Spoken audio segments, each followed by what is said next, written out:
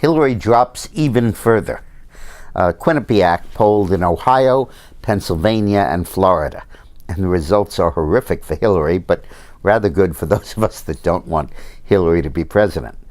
First, they asked the voters in all three states, which are the key swing states, do you trust Hillary Clinton? Is she honest and trustworthy?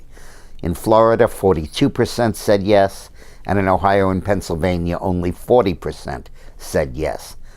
Between 51 and 54% in each state answered no. And Hillary is finally beginning to show weakness in head-to-head matchups with potential Republican candidates. In Ohio, the governor, John Kasich, runs ahead of Hillary by 46-40. And in Pennsylvania, Marco Rubio runs ahead of Hillary in Pennsylvania by 1 point, and so does Rand Paul. And the others are very close. In Florida, Hillary narrowly edges out Rubio by 3 points.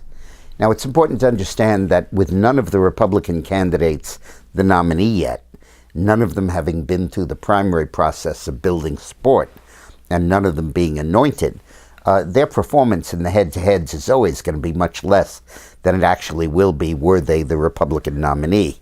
So you really can't, when Hillary's ahead, that's normal because she's well-known and she's been Secretary of State. The fact that Hillary is under 50 and the fact that in a few states she's actually trailing, it clearly shows tremendous weakness on Hillary's part. But the key thing here is the credibility issue. When a candidate loses credibility and trustworthiness, it's like they lose the capacity to speak, like someone amputates their tongue.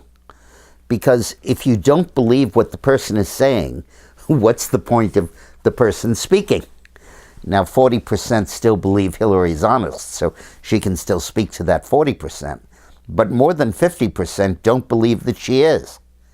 So as a candidate, even more than a year and a half before the election, she has lost the essential ingredient every candidate needs, which is the ability to advocate, the ability to talk about themselves, to talk about issue positions, to talk about the needs of the country. Lost that ability because people don't believe her and they don't believe she's honest and trustworthy. In economics, you have leading indicators, the economy, and lagging indicators.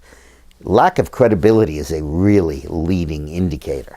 And the fact that Hillary is now down to 42, 40, and 40 in Florida, Ohio, and Pennsylvania is just horrible news for her. Thanks for watching.